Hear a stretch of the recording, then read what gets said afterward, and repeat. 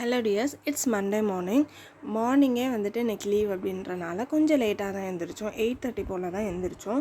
எழுந்ததுமே வந்துட்டு ஒரு டீ போட்டு சூப்பராக குடித்ததுக்கப்புறமே கிறிஸ்மஸ் அப்படின்றனால இன்றைக்கி பக்கத்து வீட்டில் உள்ளவங்கள்லாம் வந்துட்டு கேக் கொடுக்க ஆரம்பிச்சிட்டாங்க.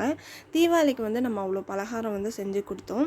நம்ம எப்படி பழகுறோன்றதை பொறுத்து தான் ஆப்போசிட்டில் நம்மளுக்கும் அதே ரியாக்ஷன்ஸ் வந்து கிடைக்கும். நம்ம நல்லா பழகணும் அப்படின்னா அவங்களும் நம்மக்கிட்ட நல்லா பழகுவாங்க.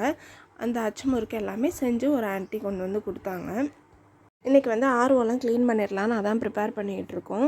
ஒரு 2 இயர்ஸாக வந்து இந்த ஆர்ஓ தான் வந்து யூஸ் பண்ணிகிட்ருக்கோம். அந்த பேஸ்கட் தண்ணி வர்றது மட்டும் கலட்டிடலாம் ஈஸியாக. கலட்டினதுக்கப்புறம் அதை வாஷ் பண்ணிட்டு ஃபிட் பண்ணிக்கலாம்.